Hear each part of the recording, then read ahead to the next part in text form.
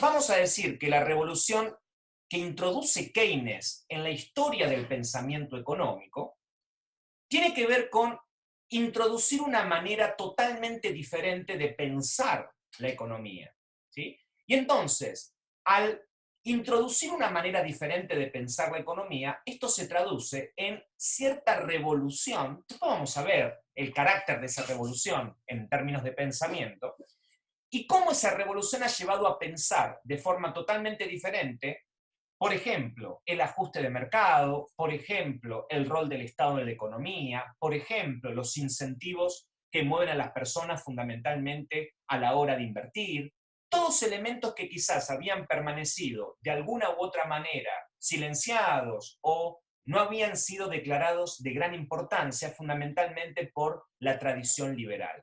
Por eso lo que vamos a hacer concretamente en la clase de hoy es tratar de entender en dónde radica concretamente la especificidad de la revolución keynesiana, es decir, por qué Keynes fue el máximo economista del siglo XX. Y uno dirá, bueno, es cierto, porque Keynes no solamente es alguien que escribe sobre economía, sino porque alguien que intentó entender, por ejemplo, la crisis de 1929, o como dijo, por ejemplo, la compañera, Keynes es quizás uno de los ideólogos de un modelo de Estado que se va a aplicar fundamentalmente en los Estados Unidos a partir de los años 30, pero en el resto del mundo a partir del periodo de posguerra, 1945 en adelante, como fue el estado de bienestar. Entonces, Keynes es trascendente desde el punto de vista político, pero también es trascendente desde el punto de vista económico. ¿Qué quiero decir con esto? Que Keynes introduce una manera totalmente diferente de pensar la economía. Y en ese sentido, uno podría señalar que por esta razón es uno de los economistas más importantes, a mi entender el más importante de todo el siglo XX. ¿Sí? Ahora bien, ¿en qué se basa concretamente el aporte de Keynes a la economía? Bueno, vamos a decir que en primer lugar, toda la economía keynesiana, todo el sistema de pensamiento de Keynes, se basa en la crítica de la denominada ley de Say.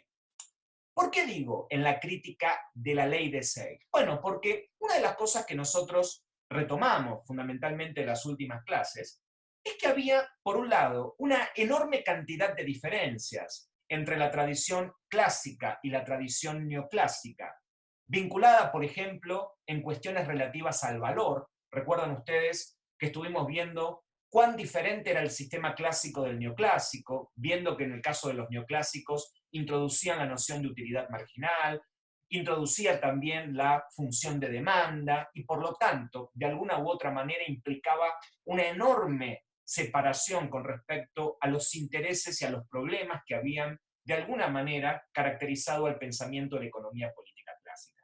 Sin embargo, uno dice, bueno, pero los neoclásicos tienen una dimensión que retoman de los clásicos, tienen una línea de continuidad con Smith y también de alguna u otra manera con Ricardo. ¿Y cuál es esa línea de continuidad? ¿Por qué los clásicos y los neoclásicos en algún sentido se emparentan desde el punto de vista ideológico? Bueno, porque tanto los clásicos como los neoclásicos son defensores, esto es algo que mencionamos en las clases anteriores, son defensores del status quo. ¿Qué significa que son defensores del status quo? Tanto para los clásicos como para los neoclásicos, la economía de mercado es el mejor sistema de organización fundamentalmente y de asignación de los recursos. En esto no hay casi lugar a dudas. Tanto para Smith, para Ricardo, como para Menger, para Jevons, para Walras, para Marshall, etc. Todos estos economistas creen que la economía de mercado, al menos como está funcionando fundamentalmente en los países avanzados durante la segunda mitad del siglo XIX, es el mejor sistema económico, es la mejor forma de organizar la producción y la satisfacción de necesidades. ¿Y por qué, de alguna manera, coinciden en un elemento tan importante o en un elemento, podríamos decir, tan trascendente?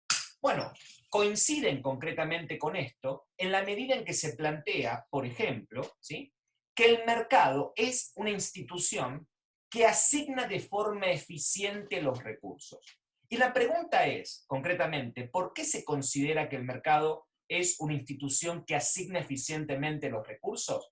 Porque se cree en un postulado de un economista, en este sentido francés, de principios del siglo XIX, un economista francés, podríamos decir, que fue contemporáneo a David Ricardo, llamado Juan Bautista o Jean-Baptiste Say, ¿sí?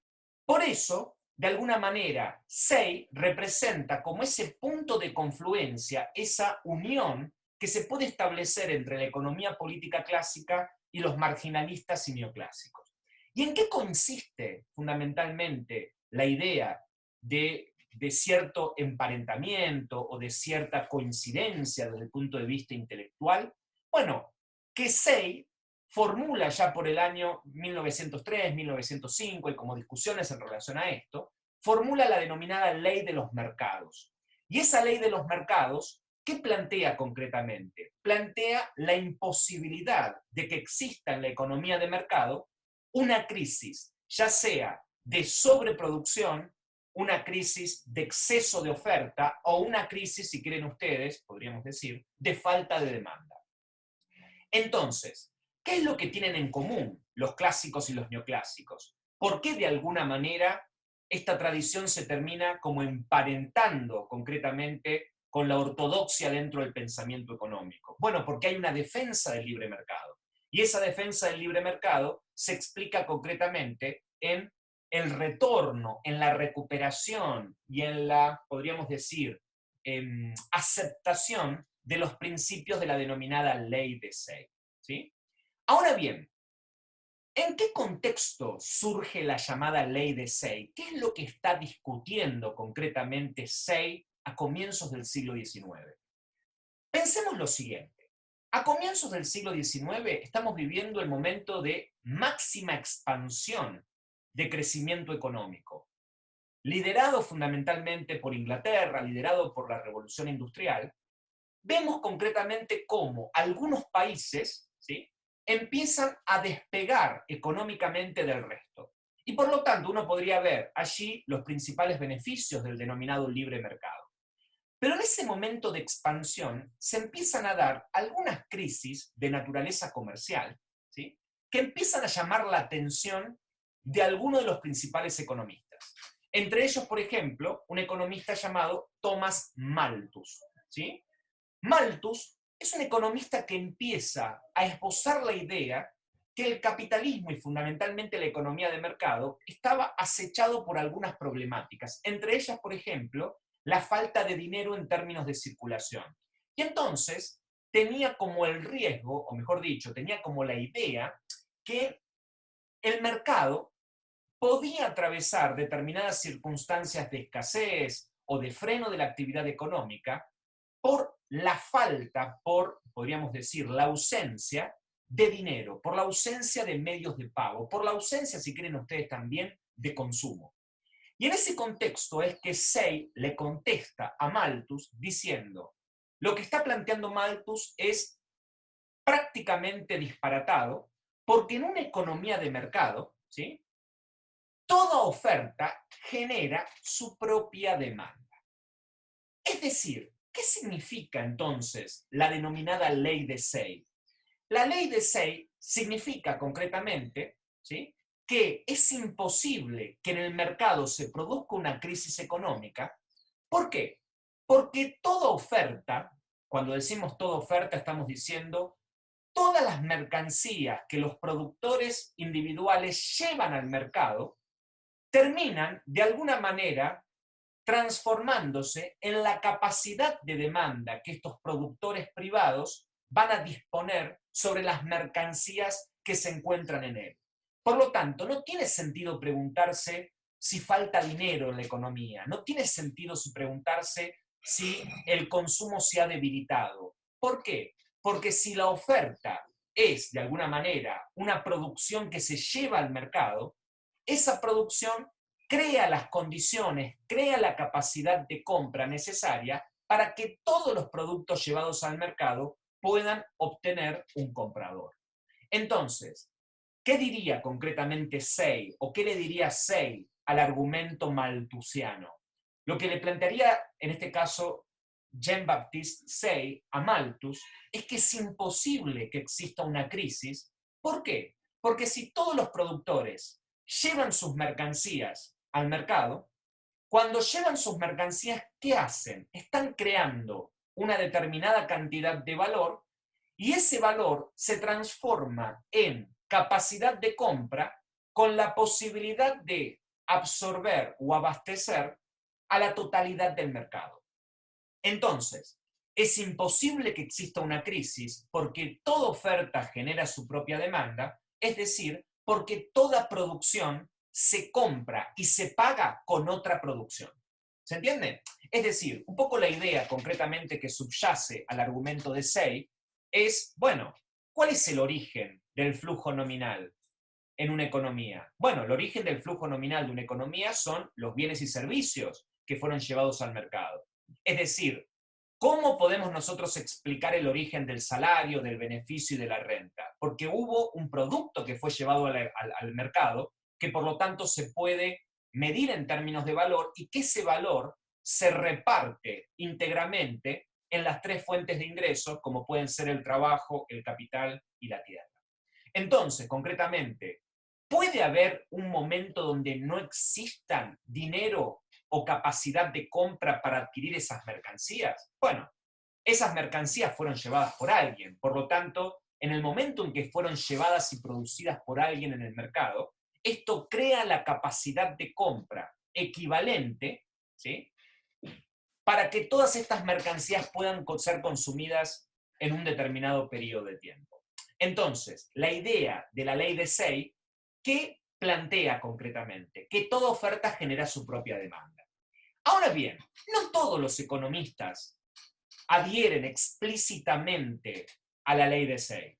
¿Qué significa que no todos los economistas adhieren explícitamente a la ley de Say? Por ejemplo, los marginalistas casi que no tienen un diálogo con Say. Es decir, casi que no vuelven a retomar los postulados de Say. Sin embargo, dice Keynes algo muy interesante, que aún aquellos que no adhieren explícitamente a la ley de Say, de alguna manera adhieren implícitamente. ¿Y qué significa que adhieren implícitamente? Que en verdad están considerando la misma lógica de que toda oferta genera su propia demanda, ya no porque digan que la producción se paga con producción o porque la oferta genera los medios de pago necesarios para abastecer a la demanda, sino porque tienen una concepción del dinero en donde señalan que todo el dinero que circula en la economía, ¿sí?, en definitiva, nunca permanece estático, nunca permanece ocioso, porque el dinero que no se gasta de una manera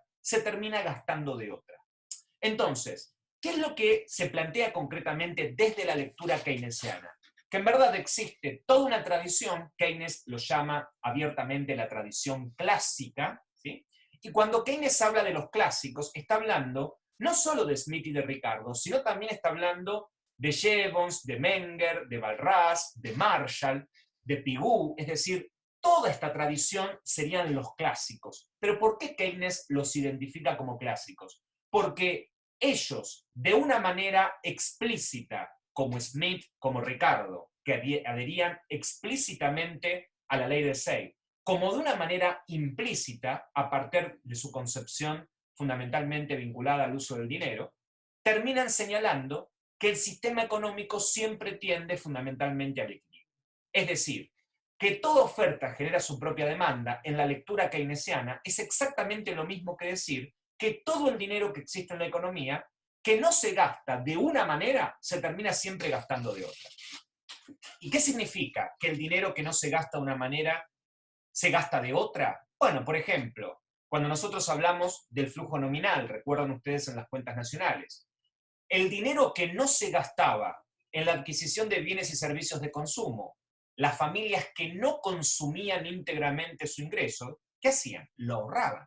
¿Y qué era ahorrar, básicamente? Que ese dinero que no se gastaba de una manera, ¿cómo se terminaba gastando? Se terminaba gastando de otra. Es decir, las empresas tomaban el dinero de las familias y lo invertían. El dinero que no se gasta en la adquisición de bienes y servicios de consumo, señala la teoría clásica de acuerdo a Keynes, se termina gastando en la demanda de inversión. Por lo tanto, el dinero se gasta de un lado o se gasta del otro, pero siempre se gasta. La clave entonces es que tanto la tradición clásica en su formato de economía política como también la tradición marginalista terminan adhiriendo a la denominada ley de Say, la idea que toda oferta genera su propia demanda porque toda producción se paga esencialmente con producción. Ahora bien, miren esta genialidad que les presenté. Bueno, ¿qué es lo que les quiero de alguna manera señalar con respecto a la denominada ley de Say? Bueno, la ley de Say da origen concretamente a una concepción del mercado donde el mercado es el escenario de la interacción entre la oferta y la demanda. ¿Sí? ¿Qué significa que el mercado es el escenario de la interacción entre la oferta y la demanda? Bueno, sabemos nosotros que en el mercado hay individuos que ofrecen cosas e individuos que demandan. Ahora bien, ¿por qué la oferta se termina convirtiendo en demanda? ¿O cómo se ajusta la oferta y la demanda? Fíjense ustedes, en este gráfico, primero, ¿qué es lo que tenemos? Una curva de demanda, ¿sí? Veamos la curva de demanda, está puesta básicamente en color azul. La curva de demanda que nos dice que a determinada cantidad de precios, ¿sí? A un determinado nivel de precios, los consumidores demandan tanta cantidad de mercancías. Cuando un producto, por ejemplo, en este caso, vale 6.000, ¿sí? La cantidad demandada es 200. Cuando el producto vale 5.000, cuando está más barato, los consumidores demandan más unidades. Cuando el producto vale 4.000, los consumidores van demandando cada vez más. Por eso, la función de demanda, la curva de demanda teórica que nosotros observamos acá, ¿qué es lo que observa concretamente? Un comportamiento en donde, a medida que el precio sube, la cantidad baja, y a medida que el precio baja, la cantidad sube. ¿Sí? Por eso, la función de demanda tiene pendiente negativa, como hemos visto nosotros en la clase anterior. Pero también lo que tenemos, concretamente, es otra función, que es la función de oferta. En la oferta no está graficado el comportamiento de los consumidores, sino que está graficado el comportamiento de los productores. Y los productores, ¿qué observan concretamente? Observan que cuando una mercancía o cuando un bien por unidad vale 1.000, se ofrecen determinadas cantidades de ese bien. Cuando un bien vale 2.000, la cantidad ofrecida aumenta. Cuando ese bien vale 3.000, la cantidad ofrecida aumenta. Y a medida que el precio aumenta, las cantidades ofrecidas también lo hacen. Eso hace entonces que la oferta tenga pendiente positiva, ¿sí? Y entonces, que nos aparezca concretamente una gráfica de la oferta y la demanda, donde tenemos a la demanda con pendiente negativa, a la oferta con pendiente positiva. ¿Eso qué significa entonces? Que el precio de la mercancía va a depender de la interacción entre oferta y demanda. La pregunta entonces es, ¿y cómo va a operar el ajuste clásico? El ajuste que se deriva de la denominada ley de Say. El ajuste clásico entonces va a establecerse de la siguiente manera. Cuando el precio, ¿sí?, es igual a 6.000, evidentemente se van a demandar 200 unidades, pero se van a ofrecer, si quieren ustedes, 500. O lo mismo, cuando el precio es, concretamente, 5.750, ¿sí?, se van a ofrecer 230 o 225, ¿sí?, y, concretamente, perdón, se van a demandar 225 y se van a ofrecer, en este sentido, 475. Ahora bien, ¿qué es lo que nos queda en esa situación? Fíjense acá, nos queda un exceso de oferta que se grafica fundamentalmente entre la distancia que separa la curva de oferta y la curva de demanda. Ese exceso de oferta, y esto es lo interesante del ajuste clásico, no puede mantenerse por mucho tiempo. ¿Por qué? Porque en la medida en que el mercado da un exceso de oferta, eso lo que hace es intensificar la competencia entre los propios oferentes, haciendo que muchos oferentes estén dispuestos a ¿qué? A vender por debajo de ese precio antes que privarse de la venta de ese producto o de esa mercancía en particular. Entonces, como muchos de ellos están dispuestos a vender por menos, el exceso de oferta empuja el precio hacia abajo, fundamentalmente haciéndolo coincidir con el punto de equilibrio. Lo mismo sucede si el precio de alguna manera baja o cae por debajo de los 2.000 pesos. ¿Qué va a pasar entonces? Por ejemplo, a un precio de 1.250, que sería el caso, podríamos decir, más bajo que observamos acá, a 1.250 se ofrecen 270 unidades, pero se demandan 450. ¿Qué va a pasar entonces, o 430? ¿Sí? Vamos a tener un exceso de demanda. Si hay un exceso de demanda, ¿cuál es el resultado? La competencia se instala entre los propios consumidores y muchos consumidores van a estar dispuestos ¿a qué? A pagar por encima del precio de mercado antes que privarse de la adquisición del bien.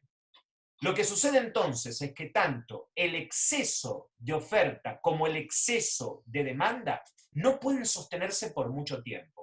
Esa es la idea de un gráfico que se está moviendo permanentemente. ¿Y qué describe ese gráfico que se está moviendo permanentemente? Que tanto el exceso de oferta como el exceso de demanda siempre tienden ¿hacia dónde? Hacia el punto de equilibrio.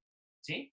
El punto de equilibrio es un punto en el cual las fuerzas que operan en la oferta y las fuerzas que operan en la demanda deberían sostenerse por una determinada cantidad de tiempo, porque en el equilibrio las fuerzas dejan de actuar, porque se neutralizan mutuamente. Ese punto de equilibrio es el punto de equilibrio donde el mercado se vacía, donde toda la oferta genera su propia demanda. Entonces, ¿cuál es la idea de un gráfico que plantea evidentemente este movimiento o este desplazamiento permanente? Que de acuerdo al ajuste que plantean los clásicos, tanto en su formato de la economía política como también los marginalistas o la tradición neoliberal, el ajuste siempre se realiza por medio del precio.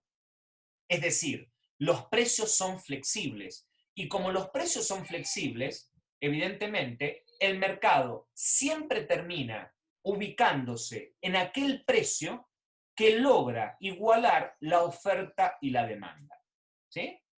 ¿Qué significa concretamente esta idea de que la oferta y la demanda se igualan? Bueno, que si no existe ningún tipo de restricción al ajuste clásico, ¿sí?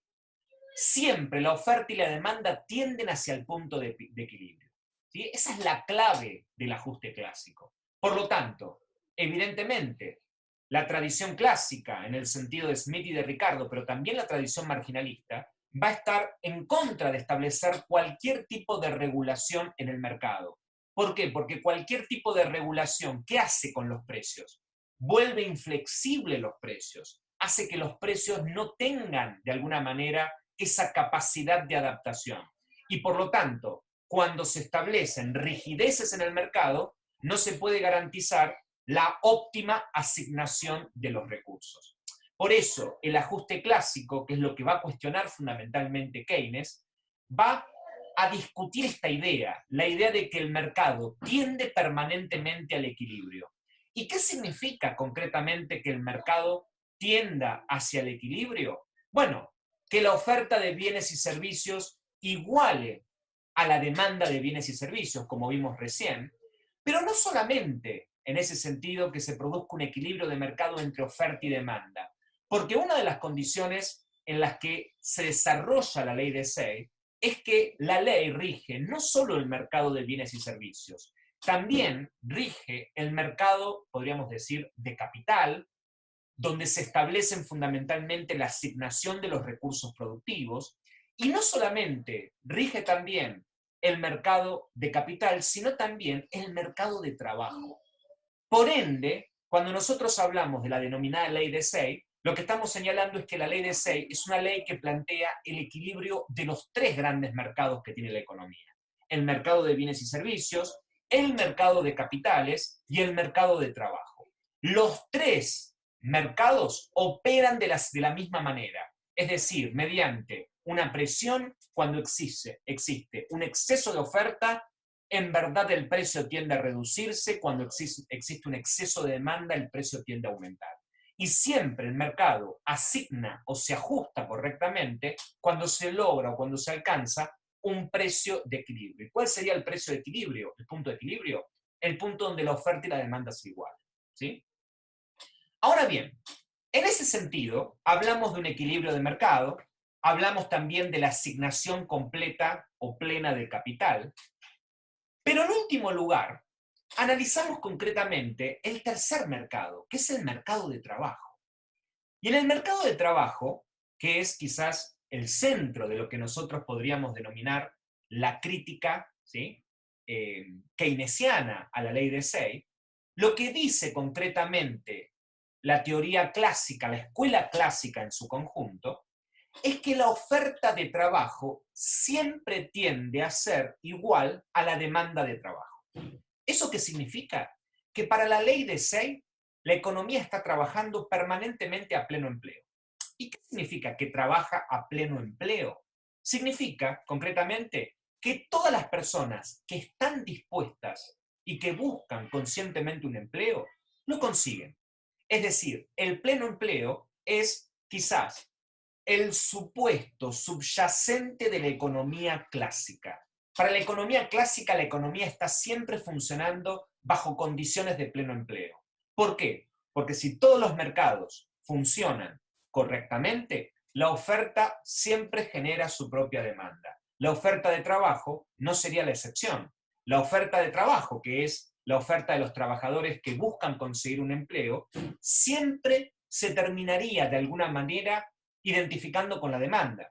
Y entonces, de alguna u otra manera, no habría nunca desocupación. La desocupación no sería un fenómeno estructural del sistema capitalista, porque el mercado siempre termina ajustando y por lo tanto en el ajuste de mercado se lograría permanentemente la igualación entre la oferta y la demanda. Ahora bien, uno dice, bueno, pero ¿eso qué significa? ¿Que siempre todo el mundo tiene empleo? Bueno, y ahí entonces vamos a encontrar, concretamente, dos formas o dos tipos de desempleo que la economía clásica o que la escuela clásica admite, ¿sí? Pero que de alguna manera la admisión de estas dos formas de desempleo no se contradice con el postulado principal de la plena ocupación de los recursos. Y en ese sentido, ¿cuáles van a ser las dos modalidades de desempleo que admite la economía clásica? Bueno, los clásicos, recuerden que cuando digo los clásicos estoy hablando de la economía ortodoxa en general, admite, por un lado, el desempleo voluntario y el desempleo friccional. ¿Sí? ¿Qué significa en este sentido el desempleo voluntario y el desempleo friccional? Son dos modalidades de desempleo que admite la economía ortodoxa, pero que de alguna manera no contradicen en absoluto el postulado principal de que la economía trabaja permanentemente en un equilibrio o bajo un equilibrio en el mercado de trabajo. Desempleo voluntario. ¿Qué sería el desempleo voluntario? Bueno, para la tradición clásica, es decir, para la economía ortodoxa, el desempleo puede ser voluntario cuando el salario ofrecido al trabajador no alcanza a vencer la resistencia al trabajo. Es decir, cuando el salario que el empresario le ofrece al trabajador no alcanza a vencer la preferencia que tiene el trabajador para permanecer ocioso. ¿Sí? Por eso, la idea del desempleo voluntario, ¿a qué nos remite concretamente? Que en verdad no es dificultad o no es culpa del sistema económico que haya gente que no consiga empleo, sino que esa gente no consigue empleo, ¿por qué? Porque sus requisitos y sus aspiraciones con respecto al mercado laboral son muy elevadas, haciendo ¿qué cosa? Que el salario que se le paga por una determinada ocupación no sirva para qué? Para vencer la resistencia marginal al trabajo. Es decir, para vencer la preferencia por el ocio. ¿Sí? ¿Por qué digo la preferencia al ocio? Recuerdan ustedes, para la economía neoclásica o marginalista, los bienes tienen una utilidad marginal, recuerdan, ¿no? ¿Y qué era la utilidad marginal? La utilidad marginal, de alguna manera, reflejaba la utilidad que me reportaba la última unidad consumida de un bien. Ahora bien, cuando yo trabajo, el trabajo también es un bien, ¿sí? Pero el trabajo, a diferencia de los bienes, tiene no utilidad para el propio individuo, ¿sí? Sino que tiene desutilidad. ¿Por qué tiene desutilidad? Porque mientras el consumo implica un cierto grado de placer o satisfacción, el trabajo involucra de alguna manera un esfuerzo, ¿sí? Un cansancio. Entonces, a eso no lo llamamos utilidad. Utilidad tiene el trabajo para el empresario, por eso a eso se lo llama productividad. La productividad también es marginal, es decir, siempre la primera hora de trabajo que el empresario contrata del trabajador, en definitiva, el trabajador tiene una productividad mayor que en la última hora, ¿sí? Y de alguna manera también uno puede señalar que para el trabajador no incluye la productividad en su propio cálculo, sino lo que incluye concretamente, que es la desutilidad del trabajo. Desutilidad del trabajo y productividad marginal son dos cosas diferentes. La productividad marginal es el trabajo mirado desde la perspectiva del empresario. La desutilidad marginal es, en ese sentido, el esfuerzo que pone el trabajador desde su propia perspectiva. ¿Qué sería entonces el desempleo voluntario? Bueno, gente que busca empleo, pero que el empleo que encuentran en el mercado, a partir del salario que se les ofrece, no alcanza a vencer su resistencia al trabajo. ¿Eso qué significa? No alcanza a vencer la desutilidad marginal del trabajo. Ejemplo, yo necesitaría, en este momento, no sé si anduvieron escuchando por ahí, gente que venga a cuidar a mis niños, ¿sí? Perfecto. Ahora, ¿estoy dispuesto a pagar? Por supuesto, estoy dispuesto a pagar. Pero vamos a suponer que lo que yo estoy dispuesto a pagar, muchos de ustedes quizás están dispuestos a cuidar a mis niños, ¿sí? Pero lo que yo estoy dispuesto a pagar es poco, ¿sí? Entonces, contrataría a alguien como niñera o como niñero, que en este caso no hay una preferencia de género, y en ese sentido diría, bueno, pero puedo pagar tan solo, pongamos por caso, una jornada de 8 horas, ¿sí? 8.000 pesos. Bueno, muchos de ustedes, ¿sí? Quizás dicen, pero 8.000 pesos, lo pienso, porque, no, 8.000 pesos es muy poco. Entonces, yo que estoy buscando trabajo, alguien me ofrece un trabajo, pero que me pagan 8.000 pesos, quizás prefiero, en ese sentido, seguir buscando trabajo y no tomar ese trabajo. ¿Por qué? Porque lo que me ofrece, el salario que me están ofreciendo, no alcanza para vencer la desutilidad marginal, ¿sí? Entonces, en ese sentido, el tipo de desempleo que admiten los neoclásicos es el desempleo voluntario. ¿Qué significa esto? Empleo hay, pero los trabajadores deciden permanecer desempleados por motus propio, es decir, por propia voluntad. ¿Vieron cuando, un poco lo que señalo en el texto, ¿no? ¿Vieron cuando se dice, por ejemplo, que en este país hay trabajo, pero en este país no trabaja el que no quiere? Bueno, quizás hoy en día no se dice tanto esto, pero por ejemplo, en España se dice mucho, ¿no? Que trabajo hay, le dicen a los españoles. Lo que pasa es que los trabajos que hay son los trabajos que los españoles no quieren hacer. Bueno, lo mismo pasa en ese sentido en Estados Unidos, lo que sea. ¿Qué quiero decir con eso? ¿Hay desempleo? Sí, pero es un desempleo de naturaleza voluntaria. Es decir, si uno quisiera, podría conseguir empleo, pero no lo consigue ¿por qué? Porque considera insuficiente el salario que se les está ofreciendo. En segundo lugar, puede ser también la existencia de un segundo tipo de desempleo, que es el llamado desempleo friccional.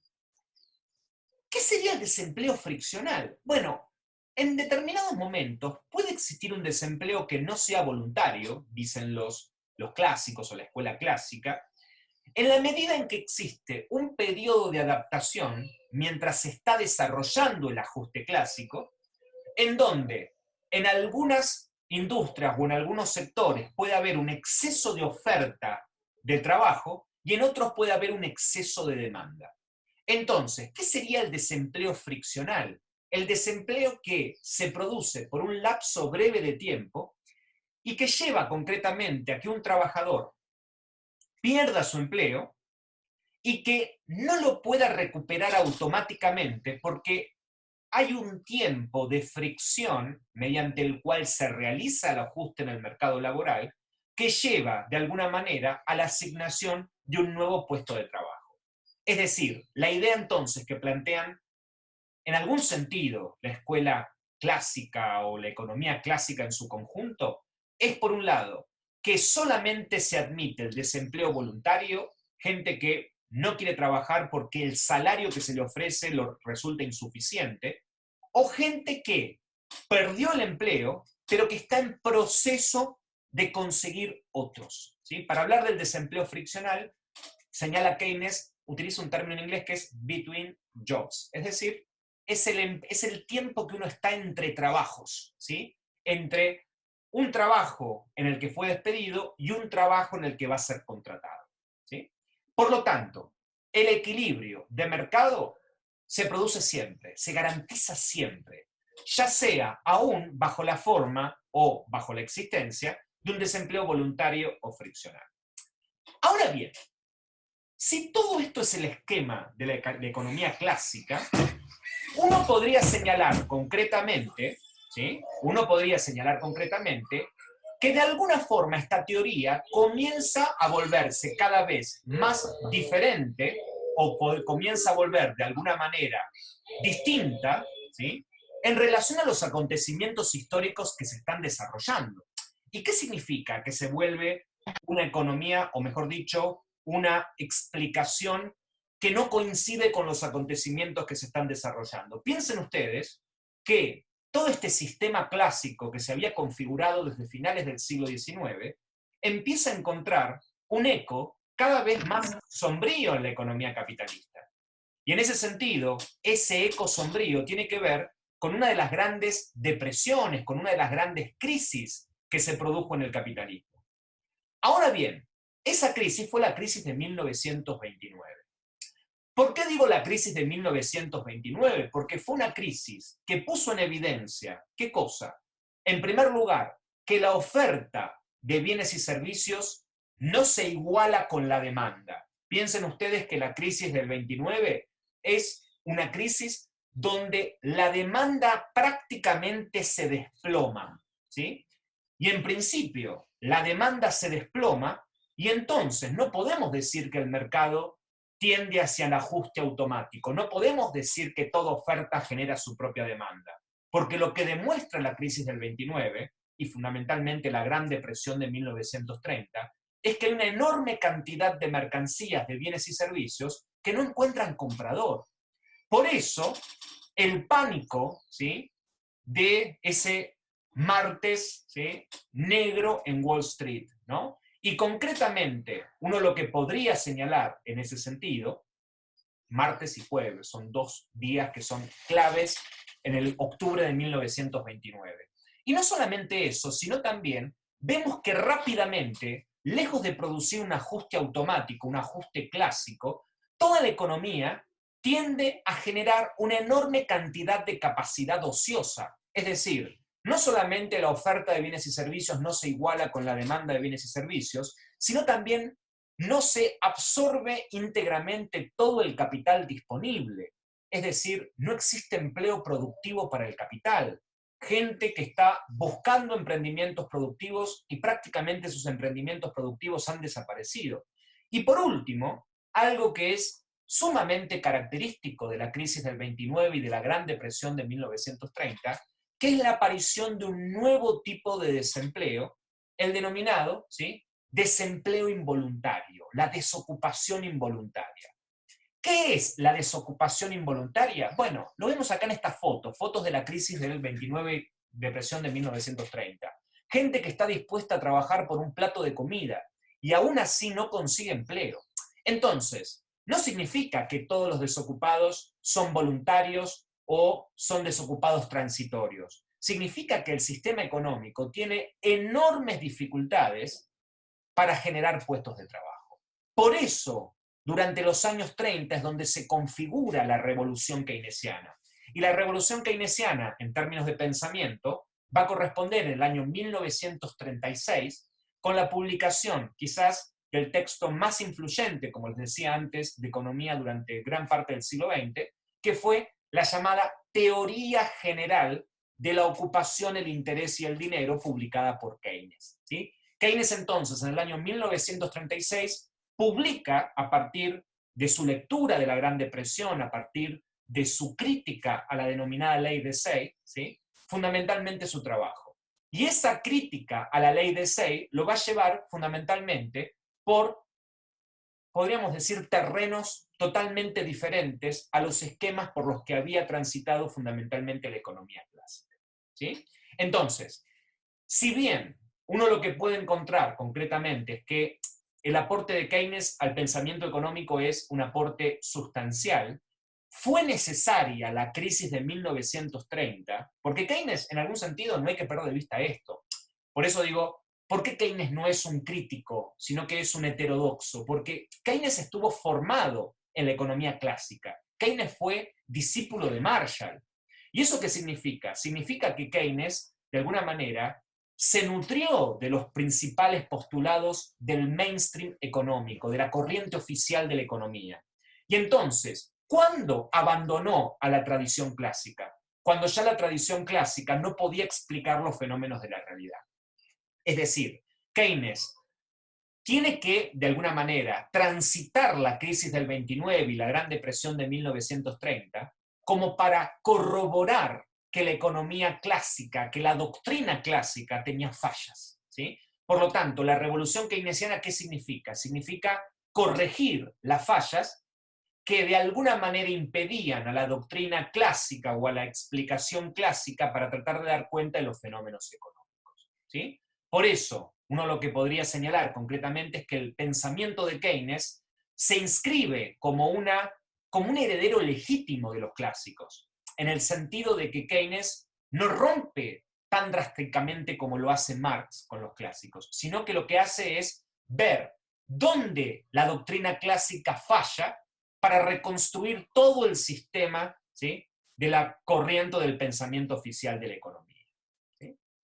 Ahora bien, ¿en dónde radica concretamente el fenómeno, podríamos decir, de la crítica keynesiana? ¿En dónde se establece, en principio, el fenómeno de la crítica keynesiana? Bueno, en primer lugar, esta idea de que no podía existir concretamente, ¿no?, un poco lo que comentaba la compañera antes, no podía existir nunca la desocupación.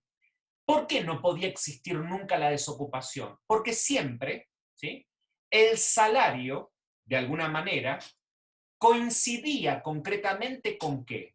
Con la desutilidad marginal del trabajo y con la productividad marginal que se apropiaba del capital. ¿Qué quiero decir con esto concretamente? La oferta y la demanda de trabajo se explicaban, en principio, en el punto donde la desutilidad marginal del trabajo, esto significa fundamentalmente la construcción de la oferta laboral, se igualaba con la demanda laboral.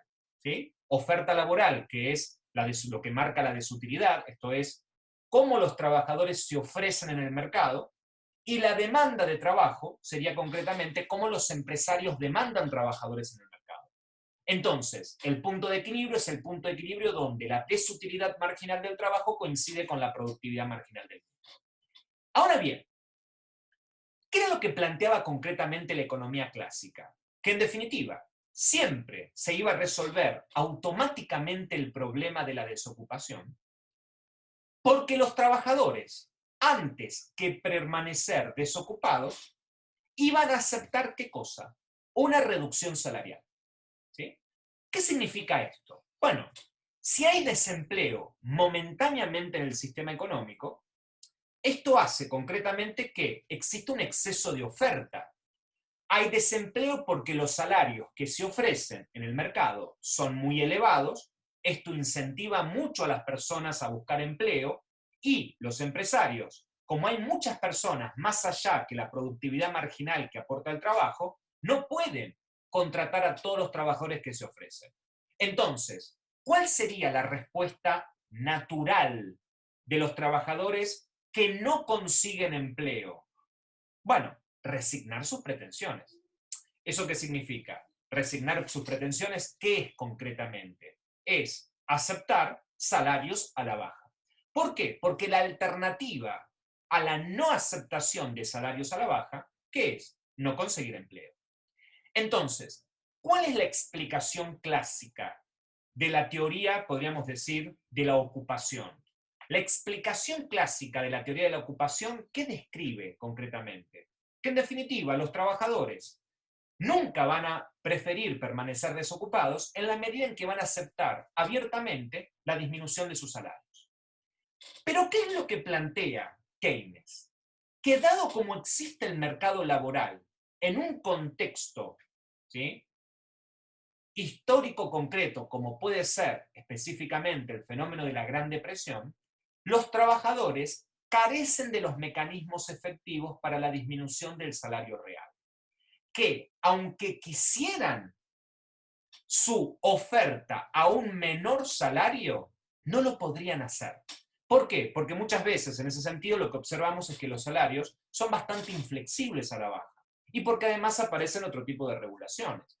Por lo tanto, lo que no puede explicar de alguna manera, en ese sentido, la economía clásica, es que aún aceptando la disminución salarial, de alguna forma los trabajadores no podrían corregir por sí solos el fenómeno de la desocupación.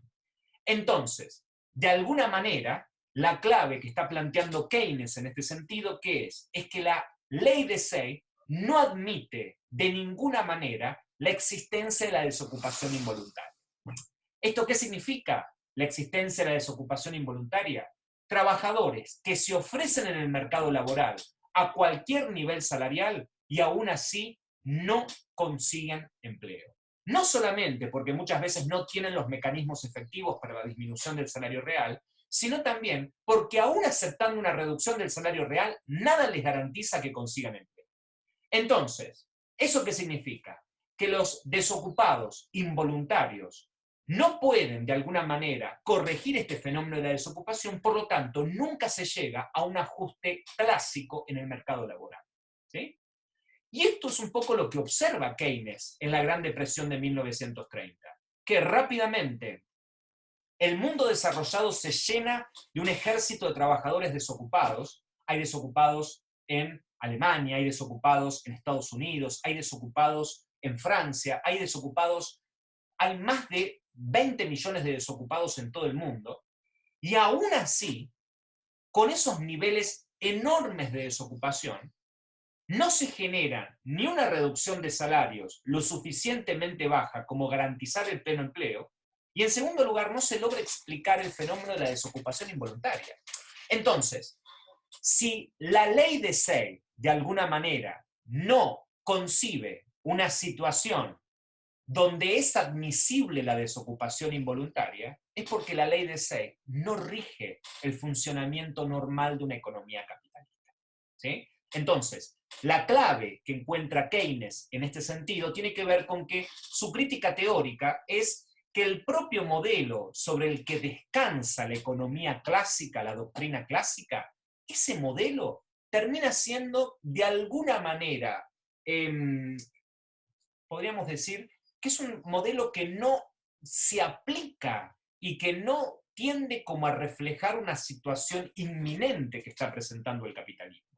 Por eso, uno lo que podría señalar concretamente en relación a su crítica teórica es la posibilidad, la existencia, ¿sí?, de la llamada desocupación involuntaria. Para Keynes, de alguna forma, la desocupación involuntaria tiene un origen que no se explica por lo que sucede en el mercado laboral, por eso la crítica teórica a la economía clásica, sino que sucede, podríamos decir, como una suerte de conexión, como una suerte de, podríamos decir, de situación que se produce en otro mercado. La desocupación involuntaria se origina en Keynes por un problema de una insuficiencia de la demanda efectiva. ¿Sí? Lo que sucedió concretamente entonces en la crisis de 1929 y en la Gran Depresión de 1930 es que para Keynes, ¿sí?, la desocupación involuntaria se origina no por algo que sucede en el mercado de trabajo, sino por algo que sucede en otro mercado, que es concretamente el mercado de bienes y servicios. Por lo tanto, de alguna manera, la insuficiencia de la demanda efectiva es lo que de alguna manera explica la aparición de la desocupación involuntaria. Es decir, hay desocupados porque el sistema económico no alcanza a generar ni los puestos de trabajo necesarios ni las oportunidades redituables para la absorción del capital. En ambos casos, entonces, esto no depende de lo que sucede en el mercado de trabajo y en el mercado de capital. Esto depende de algo que se produce en la demanda, de algo que se produce fundamentalmente en el gasto. Es la, podríamos decir, disminución, es el debilitamiento del gasto lo que termina generando desocupación. ¿Sí? De esto lo vamos a retomar concretamente la clase que viene cuando nos metamos de lleno en el fenómeno de la teoría general de la ocupación. Ahora bien, no solo podríamos decir la ley de Say es falsa de alguna manera, en términos de que no admite que la desocupación involuntaria se encuentra conectada no con el mercado de bienes y servicios, perdón, no con el mercado laboral, sino con el mercado de bienes y servicios, sino también algo que es mucho más importante. Para Keynes, ¿sí?, la teoría clásica, que en definitiva él estudió, la teoría clásica que desarrolló Smith, Ricardo, Say, pero también Marshall y compañía, se presenta como una teoría general. ¿Sí? ¿Cómo que se presenta como una teoría general? Sí. Si uno analiza, por ejemplo, la formulación de la ley de Say, la formulación de la ley de Say es una formulación general. Es decir, que es una formulación de cómo funciona generalmente el mercado. ¿Sí? Ahora bien, y en ese sentido, la ley de Say, uno lo que podría decir es que se basa sobre un supuesto que es el supuesto del pleno empleo. ¿Sí? Por lo tanto, se presenta de alguna manera como una teoría general y se presenta como una teoría capaz de funcionar concretamente bajo condiciones de pleno empleo. Pero analizando las últimas décadas, desde el momento en que Keynes está de alguna manera trabajando en su teoría, uno lo que puede observar es que el pleno empleo no ha sido un caso general, en la medida en que no se aplica a la generalidad de los casos. ¿Eso qué significa? Que en general los diferentes sistemas económicos, las diferentes economías, que la ley de Say dice tienden permanentemente al pleno empleo, casi, podríamos decir, prácticamente nunca han accedido a esa situación. ¿Y eso qué significa entonces? Que el pleno empleo, lejos de ser un supuesto que se aplica a la generalidad de los casos, el pleno empleo, en definitiva, es un supuesto que tan solo se accede o tan solo se consigue por accidente o designio, dice Keynes. ¿Eso qué significa?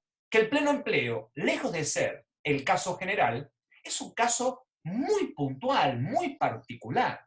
Entonces, la teoría clásica, dice Keynes, que se presenta como una teoría general, es válida, pero es válida solo como un caso particular.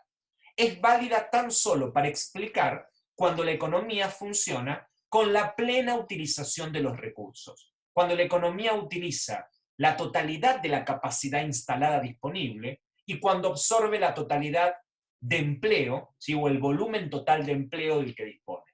Por ende, la teoría clásica representa el caso particular donde la oferta genera su propia demanda en condiciones de pleno empleo, pero ese caso es tan solo un caso único, particular, que no explica la generalidad de los casos. Por eso Keynes llama a su propia teoría, un poco para destacar este carácter crítico hacia la ley de Say, la teoría de Keynes se denomina teoría general. ¿Y por qué teoría general? ¿Cuál sería concretamente el fundamento de la teoría general keynesiana? Que en verdad para Keynes, en verdad, el sistema económico no tiende hacia el pleno empleo, por ende, lo que hay que tratar de entender es cómo funciona el sistema económico, cómo se pueden dar casos de equilibrio, cómo se produce un equilibrio, aún con condiciones insuficientes de absorción de capital y de contratación de trabajadores. Cómo, de alguna manera, un sistema económico puede funcionar, si quieren ustedes, perdónenme la coloquialidad, cómo un sistema económico puede funcionar a media máquina, ¿sí? Cómo un sistema económico puede llegar a un equilibrio, ¿sí? Donde la oferta es igual a la demanda y donde hay una enorme cantidad de trabajadores desocupados y hay una enorme cantidad de capacidad instalada ociosa. ¿Qué sería la capacidad instalada ociosa? Bienes de capital que no se utilizan, ¿sí? Entonces, ¿qué es lo que se propone Keynes con su crítica empírica? Que en verdad el problema de la teoría clásica no es solamente que no admite el funcionamiento del desempleo involuntario, sino que además no coincide con la realidad. Ese es el otro problema. ¿Y por qué no coincide con la realidad? Porque la teoría clásica se presentó siempre como una teoría general, pero tan solo es una teoría particular, porque tiene como supuesto el pleno empleo y que el pleno empleo tan solo es un caso hipotético del sistema económico. La teoría entonces verdaderamente general va a ser la teoría keynesiana, la teoría heterodoxa. ¿Y por qué Keynes de alguna manera se presenta como una, en este caso, como el, podríamos decir, formulador o quiere decir como el creador de una teoría general? Bueno, porque su propia teoría va a estar apta, va a estar disponible para explicar equilibrios con situaciones de desempleo involuntario y con una determinada cantidad de capacidad instalada ociosa, ¿sí? Entonces, la teoría keynesiana es una verdadera teoría general, ¿sí? Y esa teoría general es la que lo va a llevar concretamente entonces a Keynes a pensar en algo que era prácticamente, podríamos decir, absurdo pensarlo en la teoría clásica.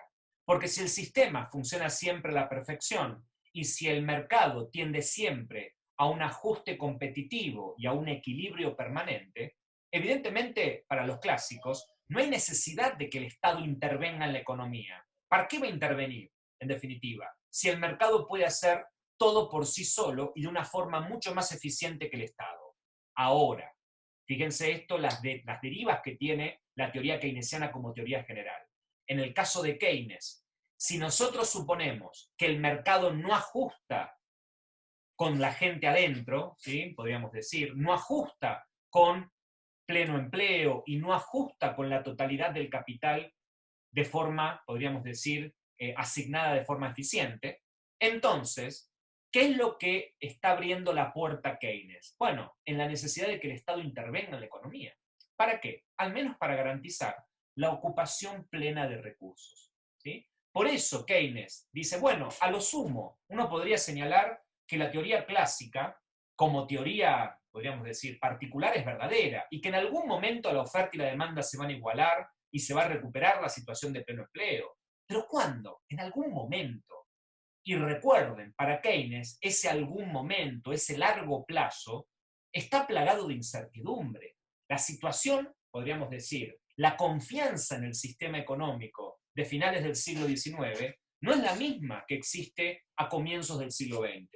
¿Por qué? Porque ya se produjo la revolución bolchevique, porque el capitalismo está de alguna manera, podríamos decir, cuestionado por diferentes proyectos, podríamos decir, y modelos económicos alternativos. Todo eso entonces se va a traducir en qué cosa? En que para Keynes el largo plazo es incertidumbre, el largo plazo es, podríamos decir, el lugar donde no hay que pensar. El largo plazo, podríamos decir, es el largo plazo de una creencia y de una confianza absoluta en el progreso. Keynes no es alguien que crea, eh, podríamos decir, tan inocentemente en el progreso. Sabe que si el capitalismo no toma las medidas necesarias para salir rápidamente de la crisis, evidentemente los riesgos del mantenimiento de ese sistema económico son, de alguna manera, riesgos sumamente amenazantes. Es decir, el capitalismo está bajo amenaza durante los años 30. Y en ese sentido, entonces, la ley de Say, de alguna forma, no solo no coincide con la realidad en el sentido empírico del término, sino tampoco coincide con la perspectiva que se tiene en ese momento del futuro y fundamentalmente de las posibilidades del capitalismo. Y por último, uno podría señalar concretamente, ¿sí?, que el último elemento en el que Keynes de alguna forma se inmiscuye, ¿sí?, es un poco, creo yo que es bastante interesante a la hora de retomar esta idea. Esto generalmente no se plantea, ¿sí?, pero me parece como es importante a tener en cuenta, que hay otra razón por la cual la ley de Say deja de ser ese viejo esquema que organizaba fundamentalmente a la economía clásica. Porque no solamente la ley de Say tiene problemas teóricos y tiene problemas empíricos, sino también tiene problemas históricos. ¿Y qué significa que tiene problemas históricos? Que la ley de Say, en definitiva, termina volviéndose anacrónica. La idea de anacrónica es muy interesante a la hora de pensar la crítica histórica de Keynes. ¿Por qué digo que es anacrónica? Porque lo que está planteando Keynes es que la teoría clásica fue fundamentalmente una teoría que permitía explicar con una gran capacidad predictiva y con una gran capacidad de análisis un modelo de capitalismo que prevaleció durante el siglo XIX, que es el modelo del capitalismo individualista basado en el libre cambio, ¿sí? Por eso hablamos de un capitalismo individualista del llamado laissez-faire. Pero uno, cuando señala concretamente que una ley se vuelve anacrónica, uno dice, ¿qué significa anacrónica? Anacrónica significa que era válida para un determinado momento, pero ya no lo es. ¿Y por qué no lo es? Porque no es que la idea esté mal, sino que lo que está mal es la realidad que intenta explicar. Entonces, la crítica histórica que va a realizar con respecto a la ley de Say Keynes tiene que ver con pensar, en definitiva, que lo que no puede explicar la ley de Say también tiene que ver con los cambios que se han producido al interior del capitalismo. El capitalismo del siglo XX es un capitalismo totalmente diferente al capitalismo del siglo XIX. En la crítica histórica está esta idea de, bueno, no me miren así si yo quiero la intervención del Estado, porque no estoy pidiendo la intervención del Estado para un modelo de un capitalismo en el siglo XIX. Estoy pidiendo la intervención del Estado, diría Keynes, ¿sí?, para un capitalismo en el siglo XX, donde se han dado cambios absolutamente trascendentes y radicales. ¿Cuáles son esos cambios? Bueno, cambios que de ninguna manera están presentes en la lectura clásica basada en la denominada ley de Say. En primer lugar, algo que nosotros vamos a profundizar un poco más adelante, que tiene que ver con una división al interior del capital entre lo que podríamos nosotros denominar la propiedad del capital y su gestión. Es decir, la división en la estructura del capital entre directivos y propietarios. ¿Sí? ¿Por qué digo esto? Porque el modelo de análisis de la economía clásica en general es la idea de que una empresa es una organización relativamente simple, ¿sí?, básicamente es un emprendimiento familiar, donde existe coincidencia absoluta entre los que dirigen la empresa, los que toman decisiones, y los propietarios de la empresa, es decir, los dueños de ese emprendimiento. Es decir, en la lectura clásica de la ley de Say subyace una concepción del capital donde lo que existe concretamente es un empresario que es directivo y al mismo tiempo propietario. ¿Qué se produce a partir del siglo XX con, podríamos decir, la concentración del capital, como describía Marx? Que hay una complejidad cada vez mayor y una división cada vez mayor en la estructura del capital entre los directivos y los propietarios. ¿Quiénes serían los directivos dentro de las empresas? Es decir, la parte quizás activa del capital, los que toman las decisiones productivas, los que deciden, por ejemplo, qué producir, cómo producir, cuánto producir, es decir, el empresario tradicional, el emprendedor, si quieren ustedes, para utilizar una jerga más moderna. ¿Y quiénes serían los propietarios? Los propietarios son los dueños de ese capital, que pueden ser, en ese sentido, propietarios que de alguna manera han adquirido parte de la participación en la empresa a partir de un mercado de valores, como puede ser la bolsa de valores, etc. Y entonces hay una desconexión cada vez más grande entre el directivo de la empresa, el CEO, ¿sí? Y por otro lado el propietario de la empresa. Entonces, esa relación entre una, podríamos decir, una fracción activa del capital y una fracción pasiva del capital es lo que lleva concretamente a una mayor inestabilidad en términos de inversión, algo que vamos a retomar concretamente la clase que viene. En segundo lugar, el segundo elemento característico de este nuevo capitalismo es la organización sindical de la clase trabajadora. ¿Eso qué significa? Que no se puede tomar como punto de partida o una referencia tan directa, ¿sí?, que el propio trabajador puede aceptar una rebaja salarial antes que perder el trabajo. Bueno, ¿por qué? Porque existen sindicatos y existe una capacidad de negociación colectiva de la clase trabajadora. Piensen ustedes que durante los años 20 se producen, a partir del año 1926 en adelante, una serie de huelgas muy importantes de los mineros, por ejemplo, en Gran Bretaña, que va a tener de alguna forma una resolución muy compleja y van a ser, podríamos, una conquista política muy grande y económica muy grande por parte de los mineros en Gran Bretaña. Y esto lo va a llevar a Keynes a pensar que la estructura del mercado laboral no se lo puede pensar de la misma manera que la estructura del mercado de bienes y servicios. ¿Por qué? Porque la organización sindical de la clase trabajadora da cuenta de que sea muy difícil para los propios trabajadores aceptar rebajas salariales, ¿sí?, antes que perder, por ejemplo, su puesto de trabajo. Y por último, hay otro elemento, ¿sí?, que también es central a la hora de entender el nuevo capitalismo, que es la caída del patrón oro, y por lo tanto la pérdida de los sistemas de convertibilidad al oro que existieron hasta fundamentalmente los años 30. ¿Y eso qué significa? A partir de los años 30 y 40 se abre una época donde el capitalismo de alguna manera apunta a un modelo de administración del dinero totalmente diferente, basado en el dinero administrado, en el dinero emitido por el Estado.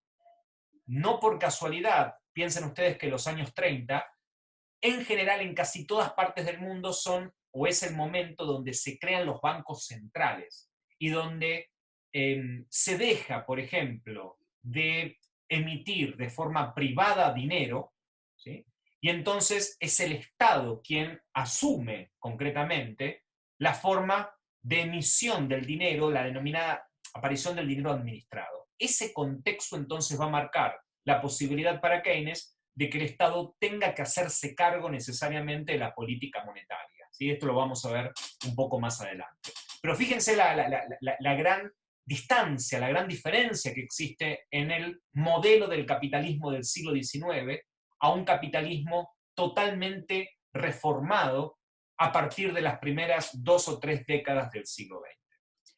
Y por último, ¿sí?, un poco para terminar concretamente con la presentación de hoy, es un poco pensar esta idea. Primero, ¿hubo o no hubo una revolución keynesiana? ¿Sí? Cuando digo una revolución keynesiana estoy diciendo, ¿fue la obra de Keynes revolucionaria dentro del pensamiento económico? ¿Revolucionaria en qué sentido es la pregunta?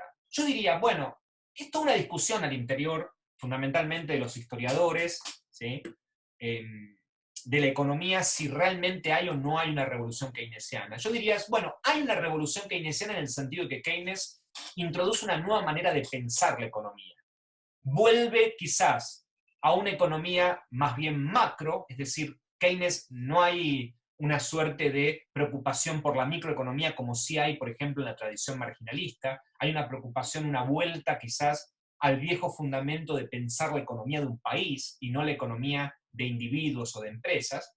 En ese sentido hay una revolución keynesiana porque implica un cambio en la naturaleza, en la forma en la que se abordan los problemas económicos, pero esa revolución, ¿sí?, que es en algún sentido un cambio abrupto con respecto a cómo se pensaba la economía, tiene un determinado carácter, ¿sí?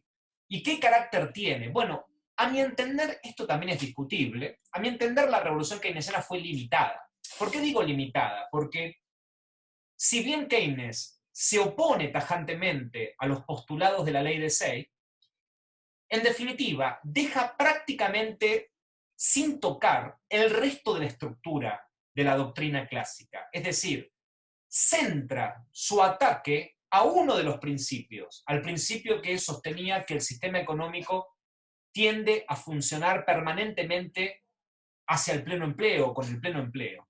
Mientras entonces que deja prácticamente sin revisar una enorme cantidad de factores que lo terminan de alguna manera volviendo, en principio, a la revolución keynesiana muy limitada en su proceso de introducir nuevas formas de pensamiento.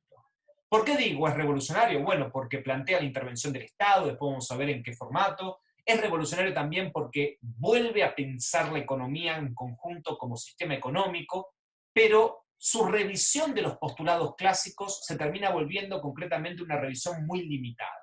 Y por último, ¿por qué decimos también que es una revolución conservadora?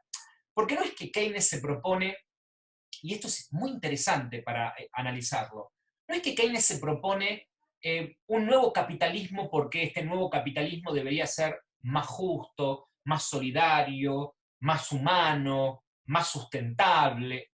Keynes se propone un nuevo capitalismo porque cree que el viejo capitalismo está agotado.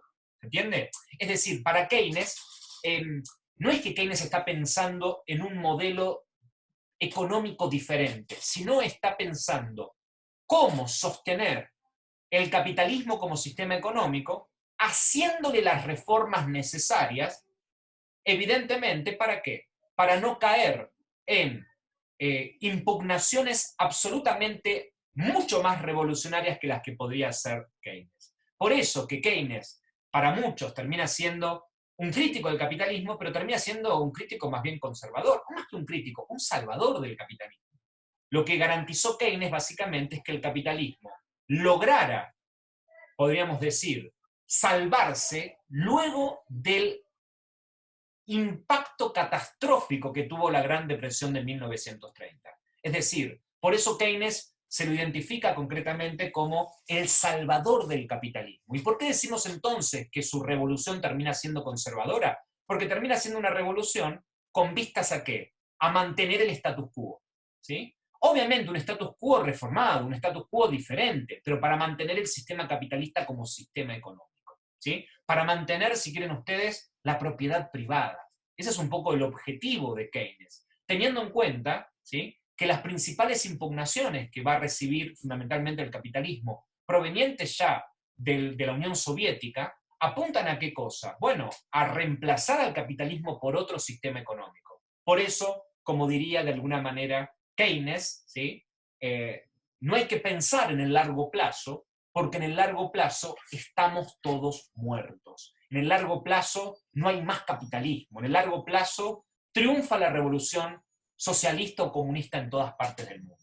Por eso cuando digo que la revolución keynesiana es conservadora, porque en algún sentido es una revolución antisocialista, es decir, anti-expansión, ¿sí?, o intenta de alguna manera frenar, ¿sí?, la expansión de las impugnaciones que comienzan a hacerse cada vez más frecuentes fundamentalmente al capital.